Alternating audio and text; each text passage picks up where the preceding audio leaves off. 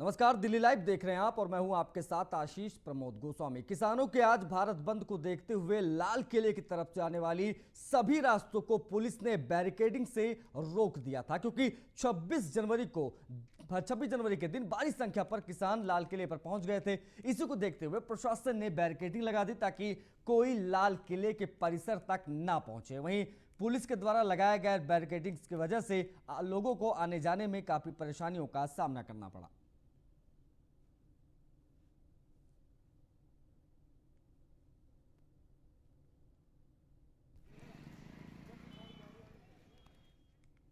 आगे हम ट्रैफिक से होकर आ रहे, आगे हमें तो इन्फॉर्मेशन होनी चाहिए ना कि सर इस रूट से जाइए, ये रूट ब्लॉक है, आप दूसरा रूट लीजिए। ये भी हमें इन्फॉर्मेशन नहीं है। हम सडनली आ रहे हैं, हमें मार्केट में जाना, बताइए हम कैसे जाएं।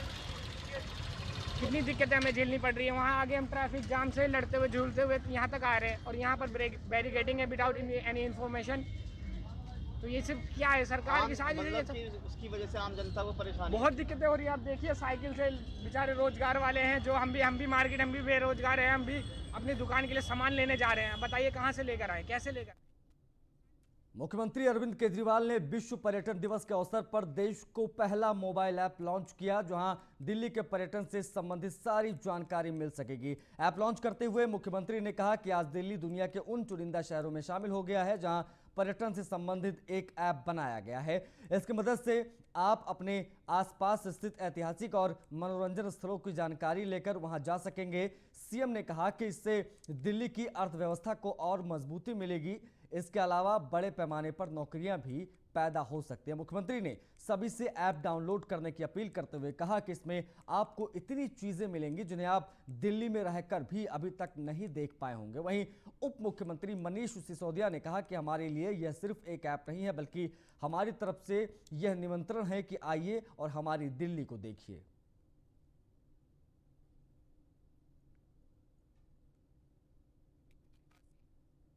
या जो भी टूरिस्ट दिल्ली आते हैं, हमारे देश के टूरिस्ट, विदेशी टूरिस्ट, वो इस ऐप के ज़रिए अपना टूर प्लान कर सकते हैं। दिल्ली में वो कहाँ जाना चाहते हैं वो प्लान कर सकते हैं। इसमें अगर आप कोई टिकट खरीदना चाहते हैं कहीं की, वो टिकट खरीद सकते हैं। सारे ईटिंग जॉइंट्स इसके अंदर हैं, ऐतिहासिक जॉइंट्स इसके अंदर हैं, ऐतिहासिक प्लेसेस जितनी हैं, जितने फन प्लेसेस हैं वो सारे इसके अंदर हैं, एंटरटेनमेंट के प्लेसेस इसके अंदर हैं। तो आप अपना पूरा टूर प्लान कर सकते हैं इसके ज़रिए। आप अगर कहीं खड़े हैं, आपके आसपास के 5 किलोमीटर के दायरे में क्या क्या चीज़ें हैं ये आप इसके अंदर देख सकते हैं। तो बहुत ही यूज़र फ्रेंडली ऐप है। तो केजरीवाल सरकार अब बच्चों को देशभक्ति का पाठ पढ़ाएगी। सरकार राजधानी के पब्लिक स्कूलों में नर्सरी से कक्षा 12वीं तक के छात्रों को सक्रिय और प्रतिबद्ध नागरिक बनने में मदद करने के उद्देश्य से देशभक्ति करिकुलम लागू करने जा रही है। लेकिन सवाल यहां पर यह है कि जब पहले से पाठ्यक्रम में बच्चों को देशभक्ति और वीर गाथाएं पढ़ाती जाती रही हैं, तो केजरीवाल सरकार इस बार क्या नया करने जा रही है।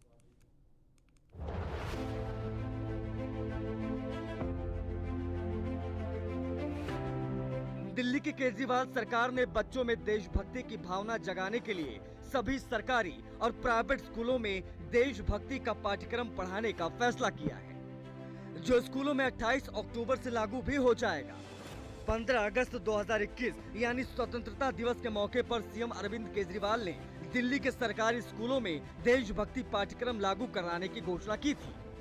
पाठ्यक्रम को लेकर सीएम केजरीवाल ने बताया कि सरकार बच्चों के अंदर देशभक्ति का भाव जगाना चाहती है और देश के उन इतिहास के बारे में बताना चाहती है जिससे आज के बच्चों को दूर रखा जा रहा है। दिल्ली के सभी सरकारी स्कूलों के अंदर देशभक्ति पाठ्यक्रम लागू किया जाएगा। ये हम लोगों की शहीद आजम भगत सिंह के प्रति श्रद्धांजलि है। और इस मौके पे मैं दिल्ली के सभी पेरेंट्स का आह्वान करता हूं, केवल स्कूलों के अंदर पाठ्यक्रम में और उनके अंदर ये भावना भर देने से नहीं होगा। सभी पेरेंट्स का भी आह्वान करता हूं कि बच्चा जब स्कूल से वापस घर आए तो उनके साथ बैठ के थोड़ी देर के लिए देश की चर्चा करें। वही बीजेपी विधायक अजय महावीर ने कहा है कि जो आज केजरीवाल जी करने जा रहे हैं वो कांग्रेस को पहले ही कर देना चाहिए था। केजरीवाल को भी पता है कि देश के बच्चे बच्चे में देशभक्ति है, ये कोई नई बात नहीं। केजरीवाल जी ने जो देशभक्ति के पाठ्यक्रम की बात की है, देशभक्ति का पाठ हमारे देश के युवाओं को, देशवासियों को आज़ादी के पहले भी था, आज़ादी के बाद भी है। ज़रूरत है उन लोगों को यह बताने की कि बहुत से स्वतंत्रता सेनानियों के बारे में जिन्होंने राष्ट्र के लिए अपना सब कुछ गंवाया है। तो चलिए आपको बताते हैं कि सीएम अरविंद केजरीवाल ने देशभक्ति किस पाठ्यक्रम के जरिए क्या लक्ष्य रखा है। सभी विद्यार्थियों को अपने देश पर गर्व करना चाहिए। बच्चों को देश के गौरवशाली इतिहास के बारे में पढ़ाया जाएगा। प्रत्येक बच्चे को देश के प्रति अपनी जिम्मेदारी का एहसास होगा। कर्तव्यों के प्रति जागरूक किया जाएगा। बच्चों में राष्ट्र के लिए योगदान और प्रतिबद्धता पैदा होगी। वहीं सीएम केजरीवाल ने शहीद आजम भगत सिंह की जयंती पर उन्हें याद किया।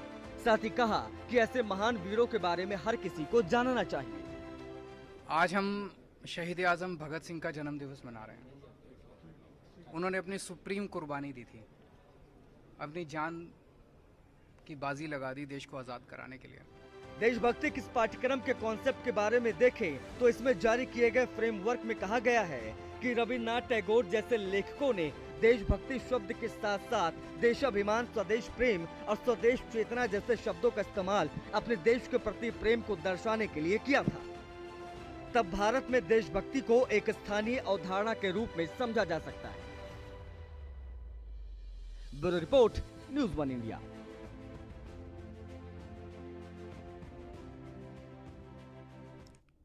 चलिए बढ़ते आगे।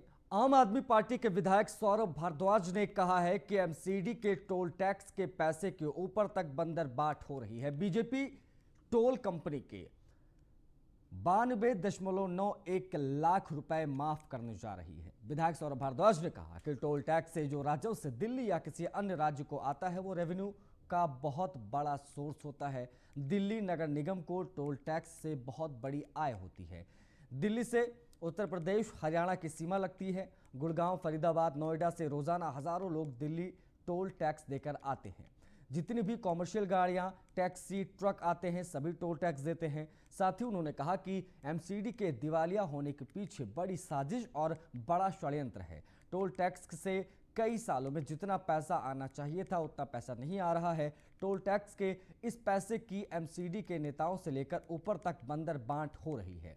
दिल्ली के अंदर लॉकडाउन 19 अप्रैल से 7 जून तक था, जबकि एमसीडी टोल कंपनी को 10 अप्रैल से लेकर 1 अगस्त तक जो टोल टैक्स माफ करने की तैयारी में है।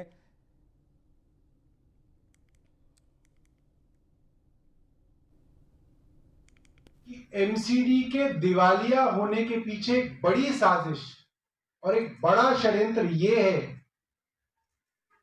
कि टोल टैक्स से जितना पैसा आना चाहिए था कई सालों से उतना पैसा नहीं आ रहा है।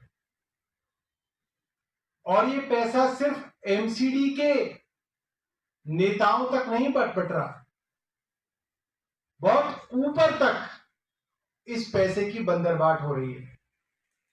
तो आदेश गुप्ता जी से हम एक ही सवाल कर रहे हैं आज, और 24 घंटे का उन्हें समय दे रहे हैं कि वो बताएं कि एमसीडी को कितना टोल टैक्स मिलना चाहिए सालाना, और पिछले कुछ सालों से कितना टोल टैक्स सालाना एमसीडी को मिल रहा है। खुद आदेश गुप्ता पार्षद हैं, वो जानते हैं कि एमसीडी के टोल टैक्स में कहां बेईमानी हो रही है और कितने करोड़ की बेईमानी हो रही है। तो ये सवाल हमारा आदेश गुप्ता जी के लिए है और उनको हम 24 घंटे का समय देते हैं। पूर्वी दिल्ली नगर निगम में हुई सदन की कार्रवाई हंगामे की भेंट चढ़ गई। विपक्ष ने भ्रष्टाचार के मुद्दे को लेकर कार्रवाई न करने पर हंगामा शुरू कर दिया, जिसके बाद सदन को स्थगित करना पड़ा। मुद्दे को लेकर विपक्ष के पार्षद मेयर के दफ्तर के बाहर बैठ गए और नारेबाजी करने लगे। पूर्वी दिल्ली नगर निगम में आज भ्रष्टाचार के मुद्दे को लेकर जबरदस्त हंगामा हुआ। आपको बता दें कि 25 सितंबर को पूर्वी दिल्ली नगर निगम के नॉर्थ जोन के मानसरोवर पार्क में निगम के जेई मयूर कुमार सिंघल को रिश्वत मांगने पर लोगों ने पकड़कर पुलिस के हवाले कर दिया था, जिसको लेकर मेयर श्याम सुंदर अग्रवाल ने सदन में निगम आयुक्त से मांग करते हुए कहा कि जेई को तुरंत प्रभाव से बर्खास्त करना चाहिए। वहीं विपक्ष के नेता मनोज त्यागी ने उनके प्रस्ताव पर चर्चा न करने का आरोप लगाते हुए हंगामा शुरू कर दिया।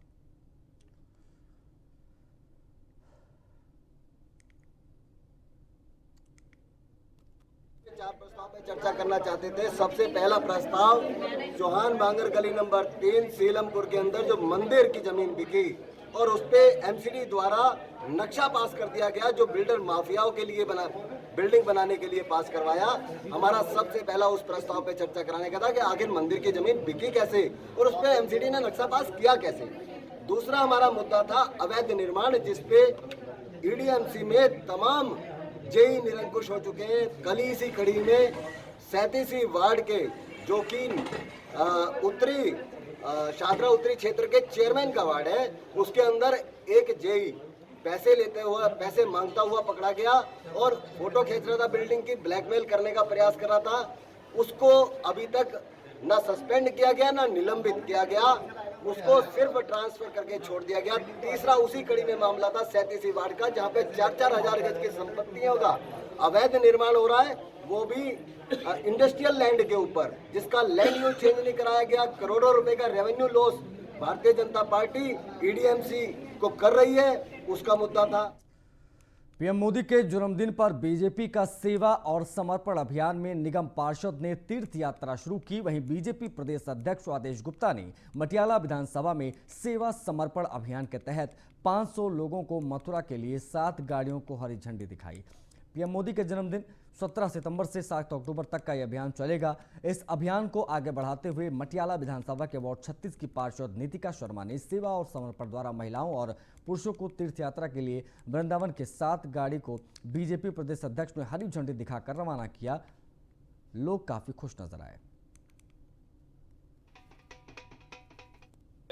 आज से 1 महीने पहले बीजेपी दिल्ली प्रदेश की ओर से निशुल्क तीर्थ यात्रा पूरी दिल्ली के सभी हमारे बुजुर्ग महिलाएं जो भी जाना चाहते हैं उनके लिए ये योजना शुरू की गई और आज मुझे खुशी हो रही कि उस योजना के अंतर्गत 200 से ज़्यादा बसें अभी तक तीर्थ यात्रा पर विभिन्न स्थानों पर बिहारी जी, वृंदावन, मथुरा, खाटू श्याम, सालासर बालाजी और अन्य तीर्थ स्थानों पर लोग जा रहे हैं। भारतीय जनता पार्टी के कार्यकर्ता निगम पार्षदों के द्वारा ये काम बड़ी सफलता के पूर्वक हो रहा है और आज द्वारका वार्ड से नीतिका जी के माध्यम से इस तीर्थ यात्रा में वृंदावन और मथुरा दर्शन करने के लिए तीर्थयात्री जा रहे हैं और मुझे लगता है कि 500 के आसपास की संख्या के लोग इस वार्ड से जा रहे हैं। मैं सभी को बधाई देता हूं, शुभकामनाएं देता हूं और बिहारी जी और राधा जी से प्रार्थना करता हूं कि इनकी मनोकामना सबकी पूर्ण हो और देश में कोरोना के बाद दोबारा से खुशहाल। ये जो आत्मरंजन का जो कार्यक्रम इन्होंने किया है कि लोगों के हृदय को परिवर्तन करना, ये तभी हो सकता है जब आध्यात्मिक स्तर पे उतर के कार्य किया जाए। भौतिक स्तर पे चीज़ें तभी आगे बढ़ती हैं जब आध्यात्मिक स्तर में उसकी उन्नति मिलती है। तो ये जो भी कृपा होती है भगवान के द्वारा होती है, तो ये बहुत अच्छा कार्य है। इसीलिए भगवान की कृपा है बीजेपी के इस स्तर पे, आध्यात्मिक स्तर पे जो आगे लेके जा रहा है। जैसे राम मंदिर भी बन रहा है, इतने सारे कार्य हो रहे हैं। तो ये बात नजफगढ़ की करते हैं तो नजफगढ़ के खैरा रोड पर कार सवार एक युवक की कार के अंदर गोली मारकर हत्या कर दी गई। मृतक की पहचान शिवांग के रूप में हुई है। पुलिस से मिली जानकारी के मुताबिक शिवांग पर हमला करने वाले बदमाश कार में 2 से 3 बदमाश सवार थे जिन्होंने युवक पर फायरिंग की। उन्हें बताया जा रहा है कि मृतक शिवांग मंजीत महल गैंग से ताल्लुक रखता था। जिन्होंने गोली मारी वह नंदू गैंग के बताए जा रहे हैं। वहीं घटना के बाद पुलिस मामले की तफ्तीश में जुट गई है।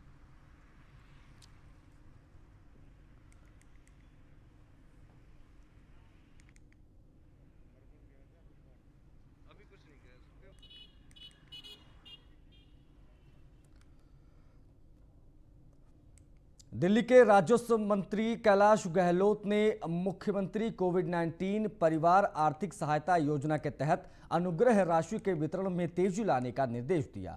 21 सितंबर को इस संबंध में हुई बैठक के बाद यह दूसरी बैठक थी। बैठक के दौरान सदस्य सचिव, दिल्ली अपराध कानूनी सेवा प्राधिकरण और IT विभाग के अधिकारी भी मौजूद रहे। स्वास्थ्य विभाग द्वारा साझा की गई 25,709 मृतक व्यक्तियों की सूची को राजस्व विभाग द्वारा जिलेवार अलग किया गया है। अनुग्रह राशि के अनुदान के लिए अब तक लगभग 9,643 आवेदन प्राप्त हुए, जिसमें कुल 6,995 आवेदनों को स्वीकृत किया गया है, जिनमें 6,019 मामलों में संवितरण किया जा चुका है।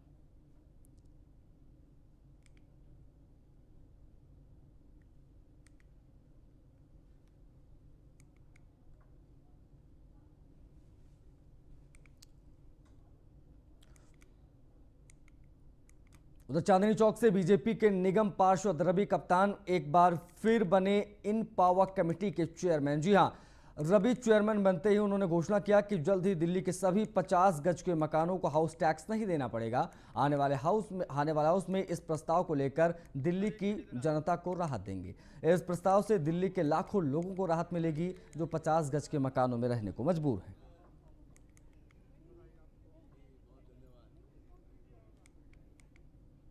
ने पहले भी कमर कस रखी थी, अब और ज़्यादा कस ली।